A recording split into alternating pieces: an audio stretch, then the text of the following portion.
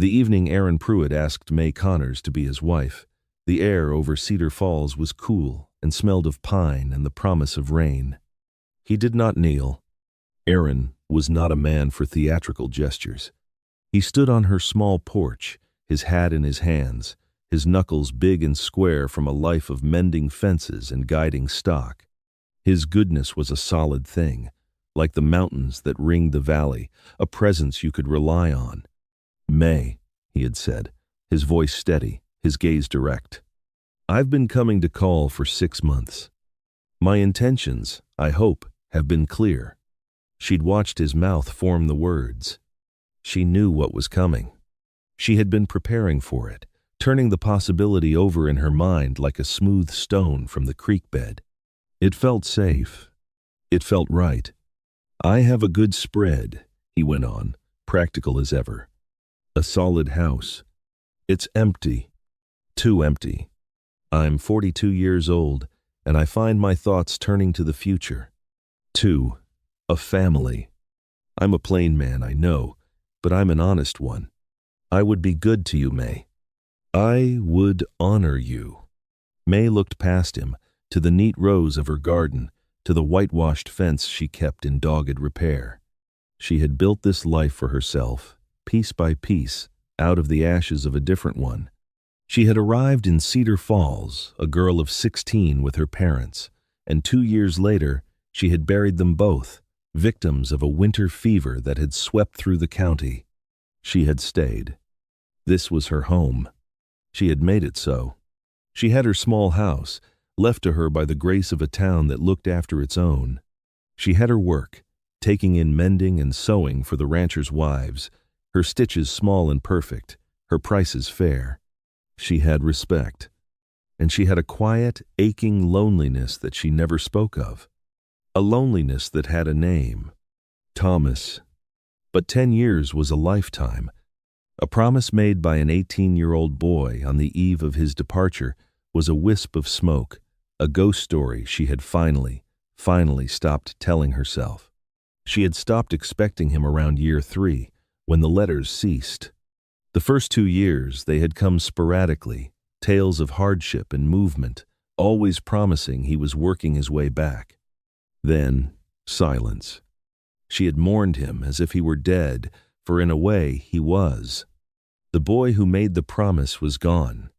Now, here was Aaron Pruitt. A man, a good man, offering a good life. A real life, not a phantom one. She brought her eyes back to his. She saw the earnest hope there, the quiet vulnerability. She thought of the long winters, the silence in her house broken only by the ticking of the clock. She thought of having a partner, a companion, someone solid. A small, decisive nod. "Yes, Aaron, I will." The relief on his face was profound. He reached into his pocket and pulled out a small velvet-lined box. Inside, a simple gold band. Not a diamond. Aaron was not a man for fripperies. It was a ring that spoke of permanence, of a bond forged in practicality and mutual respect. He slid it onto her finger. It felt heavy, solid, a new kind of anchor. "I'll speak to the preacher tomorrow," he said, his voice thick with an emotion he could not quite conceal. He looked like he wanted to kiss her, but he only took her hand, the one with the ring, and held it for a moment. "Thank you, Mae. You've made me a very happy man." She watched him walk to his horse, his shoulders straighter than before. She stayed on the porch as he rode away, the ring a strange weight on her hand. She felt a sense of peace settle over her, a quiet satisfaction. She had made a sensible choice. She was 28 years old. It was time for sensible choices. The ghost was finally laid to rest. The next morning, the world felt different, sharper. The birdsong seemed more insistent, the sun brighter on the porch floorboards. She made her coffee and sat in her usual chair, the gold on her finger catching the light. It did not feel like her hand anymore. It felt like the hand of Mistress Pruitt. She tried the name out in the quiet of her kitchen. It felt substantial. It felt safe. She was sweeping the porch, a small, contented smile on her lips as she thought of what she might wear to meet the preacher when she saw the horse. It was a long way off, coming down the road that led into town from the North Pass. Just a dark shape at first, moving with a weary but steady gait. Something about the rider, the slump of his shoulders, the way he sat the horse as if he'd been born in the saddle, pulled at a thread of memory so old she thought it had frayed into nothing. She stopped sweeping. She stood perfectly still, the broom clutched in her hands, her knuckles white. It could not be. It was a trick of the light, a phantom of her own making, conjured by the finality of the night before. Her mind playing one last, cruel joke. But the horse kept coming. A big bay with a familiar white blaze on its nose. And the rider, slowly resolved out of the hazy distance. He was thinner than she remembered, and the easy confidence of the boy had been worn down into something harder, quieter. He was a man now, weather-beaten and tired, his clothes coated in the dust of a long road. He stopped the horse at her gate, just sat there for a long moment, looking at the house, at the fence, at her. He took off his hat, and the 10 years fell away. It was him, the same dark, unruly hair, now threaded with a little gray at the temples, the same deep-set eyes that had always seemed to see right through her. Thomas Hale. Her heart, which had been beating a slow, steady, sensible rhythm, began to hammer against her ribs like a trapped bird. The broom slipped from her fingers and clattered to the porch floor. She did not bend to pick it up. She could not move. He swung down from the horse, his movements stiff. He did not tether the animal. He just dropped the reins, and the horse stood, head bowed, exhausted. He walked to the gate, opened it, and closed it carefully behind him. He walked up the path she had swept not an hour before. He stopped at the bottom of the porch steps. "Mae," he said. His voice was a rasp, rougher than she remembered. "Deeper." "Thomas," she breathed. It was not a question. They stood in silence. A decade of unspoken words, of unanswered letters, of waiting and not waiting stretched between them. He looked at her, his eyes taking in every detail, the few lines of worry around her eyes that had not been there before, the way she still held her shoulders, straight and proud. And then his eyes fell to her left hand, which was gripping the porch rail, to the simple gold band that gleamed in the morning sun. Section S. Nothing changed in his face. No flicker of surprise, no flash of anger. Just a quiet, profound stillness. A deep, weary sorrow that seemed to settle into the lines around his eyes, making him look older than his 28 years. He had seen it. Of course, he had seen it. He finally raised his gaze back to hers. "I said I'd come back." "You're 10 years late," she said, and the words came out sharper than she intended, brittle with a pain she thought she had long since buried. "I know," he said simply. There was no excuse in his tone, only fact. "I ran into some trouble. Then I ran into more. It took longer than I planned to get my feet under me, to have something to offer." "I see," she said, though she did not. She saw a ghost on her porch, a ghost wearing the face of the boy she had loved. She saw the ring on her own finger, a solid, gleaming promise to another man. He looked past her, at the house. "You've kept the place up. It looks good." "I'm a capable woman." A faint smile touched his lips, a shadow of the one she remembered. "I never doubted that." He looked back at her, his expression turning serious. He did not mention the ring. He did not ask who gave it to her. He did not argue or plead or demand. He seemed to accept it as he had accepted the dust on his coat and the weariness in his bones, as another fact of a hard world. "Mae," he said again, his voice low, "I'm not asking for anything. Not anymore. I see I'm too late. But I rode 1,000 miles to keep a promise. I'm here. All I ask is a week. Just a week in Cedar Falls. To see the place again. Before I ride on. I won't trouble you." She looked at him, really looked at him. He was not the boy who had left. That boy had been full of fire and dreams. This man was forged from something harder. He was asking for a week. 7 days. After 10 years of silence, it was an absurdity. It was an insult. It was, she realized, with a sinking heart, fair. 10 years earned him that much. Not for the sake of the girl she had been, but for the sake of the woman she was now, a woman who believed in fairness.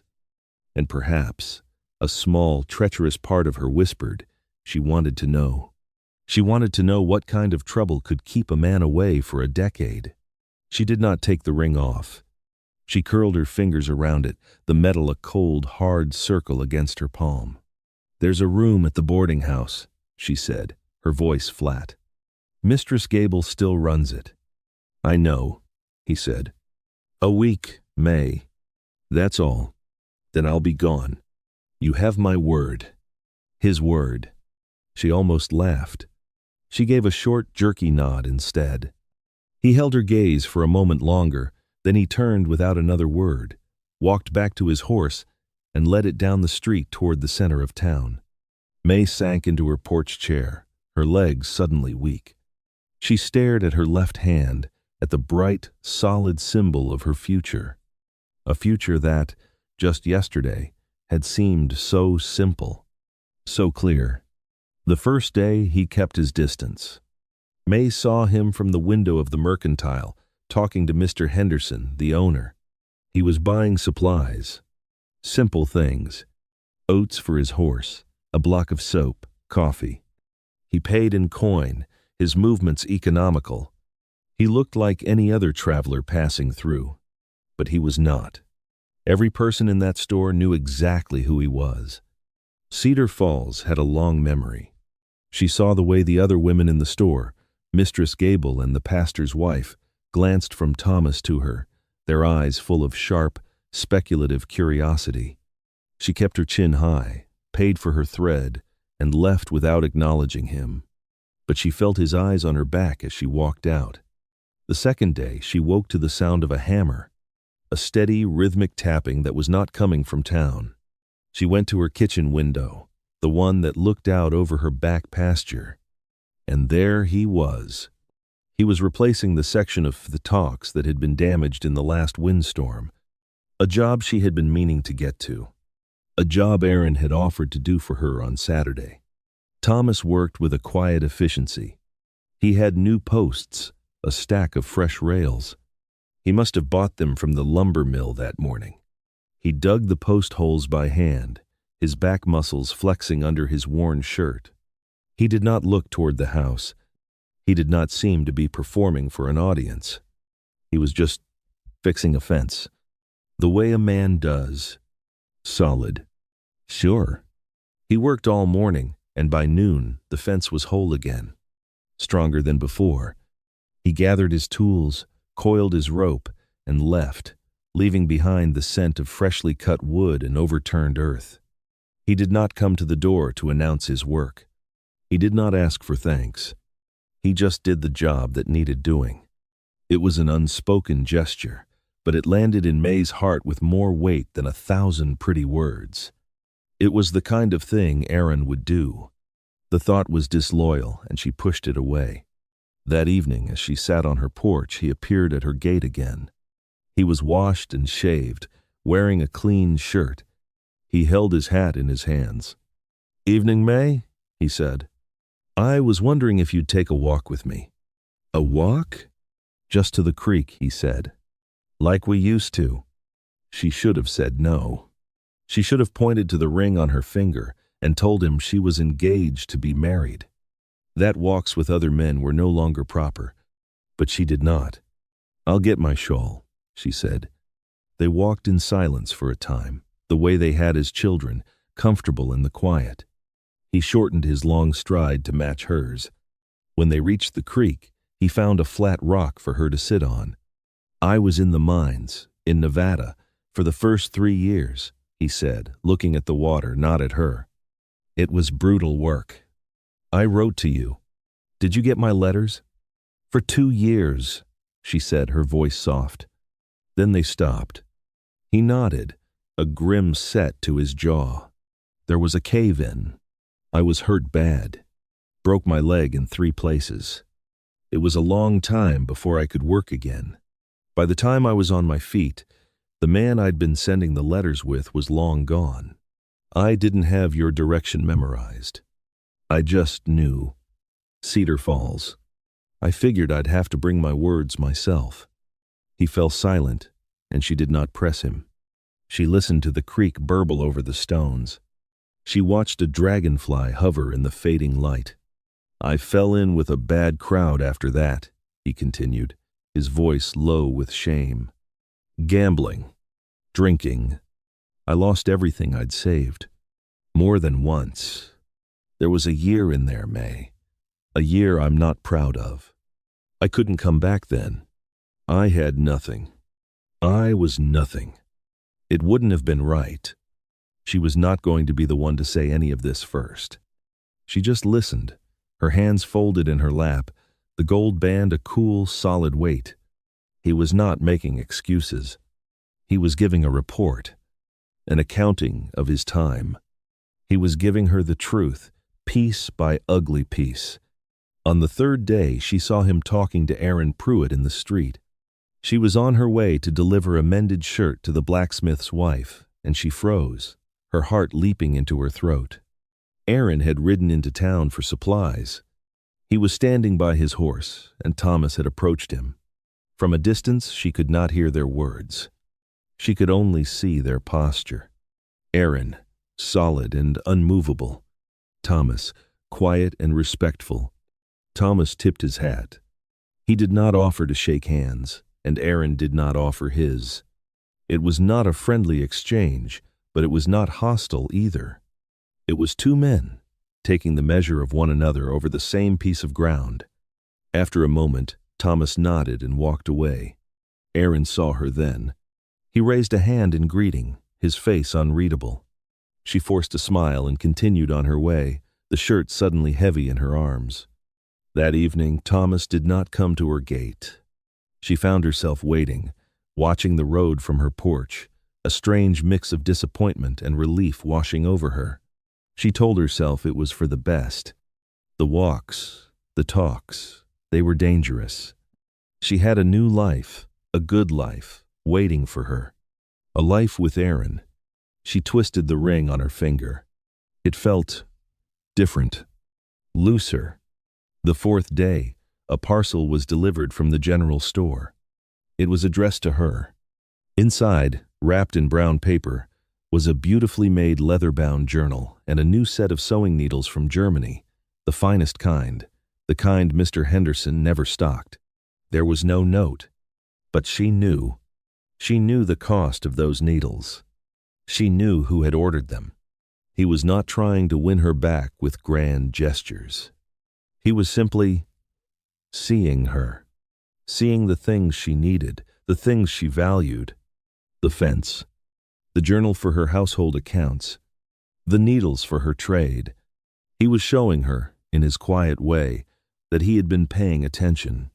Then and now. The 5th day was Sunday. She went to church with Aaron. She sat beside him in the Pruitt family pew, the 3rd from the front. She felt the eyes of the entire congregation on her. She knew the whispers that had been flying around town all week. The return of Thomas Hale, the fence he had fixed, the walk by the creek. She could feel the speculation in the air, thick as summer heat. Thomas was there. He sat in the very back pew, alone. He did not look at her, but she was aware of him in a way that made it difficult to breathe. He sang the hymns in his low, rough voice. When the service was over, he was the first to leave, slipping out the door before the pastor had even finished the benediction. Aaron took her hand as they walked out into the bright sunlight. His grip was firm, possessive. A beautiful sermon, he said. His eyes scanned the street. Thomas was nowhere to be seen. Yes, Mae agreed, her voice faint. They walked to the small restaurant that served Sunday dinner. All through the meal, Aaron spoke of his plans. The new bull he was buying. The section of land he was thinking of clearing. Our land, he said. Our future. He was building a world for them, a solid, prosperous world. He was a good man. She knew he was a good man. So why did her heart feel like a stone in her chest? On the 6th day, she was weeding her garden when she heard the gate creak. It was not Thomas. It was Aaron. He had ridden over from his ranch, his face grim. It was not his usual day to call. He did not bother with pleasantries.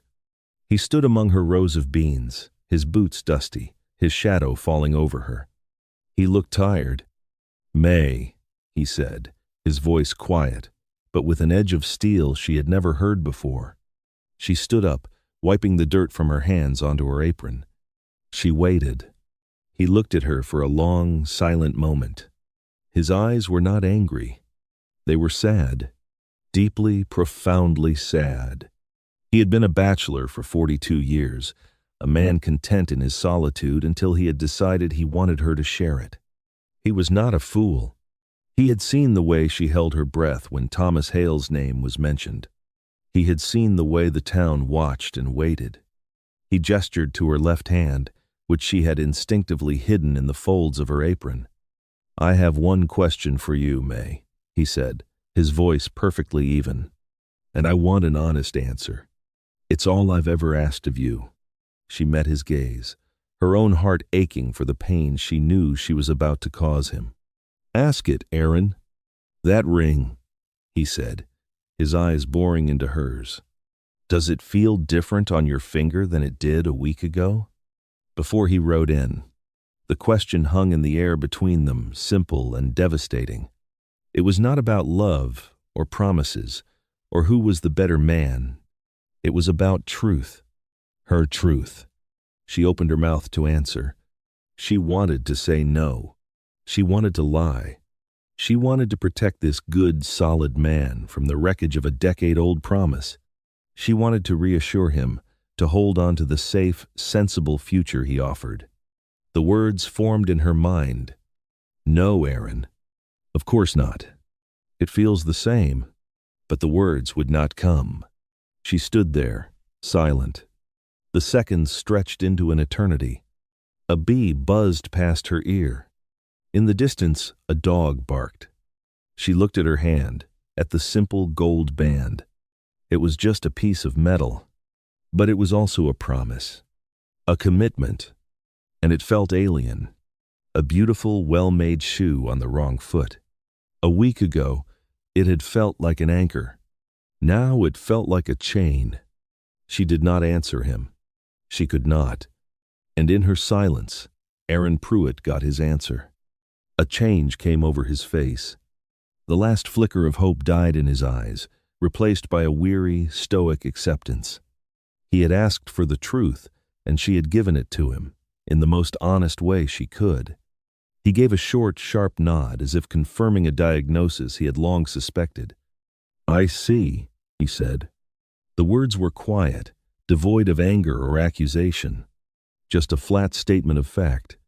He turned and walked back to his horse, his back ramrod straight. He did not look back. Mae stood in her garden until his horse was just a speck in the distance. Then she slowly, deliberately, pulled the gold ring from her finger. It left a pale, indented mark on her skin. She held it in her palm, the metal warm from her body. It was a good ring. He was a good man, but he was not her man. That evening, the last evening of the week he had asked for, Thomas came. He did not wait at the gate. He walked up the path and onto the porch, where she was waiting for him. The empty ring box from Aaron sat on the small table beside her. He saw the box. He saw her bare hand. He stopped, his face a mask of uncertainty. "He was here today," she said, her voice clear and steady. "Aaron, he asked me a question." Thomas waited. He was a man who knew how to wait. He asked if the ring felt different, she continued. I couldn't answer him.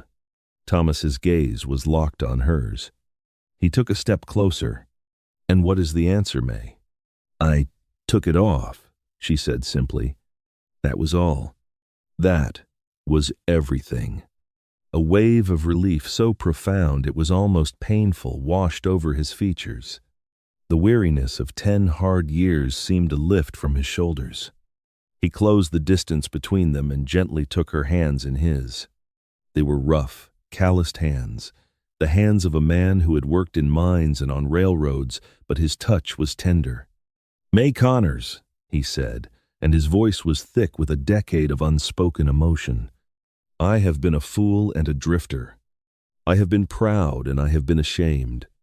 But there has not been a single day in 10 years that I did not think of you. You were the place I was trying to get back to. Always. He was not a man for theatrical gestures.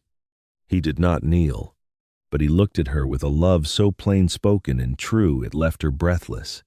I am not the boy who left. I don't have much to my name but a good horse and what's in my saddlebags. But I am an honest man now, and I would like to stay, Mae. Not for a week. Forever. I would like to stay as your husband.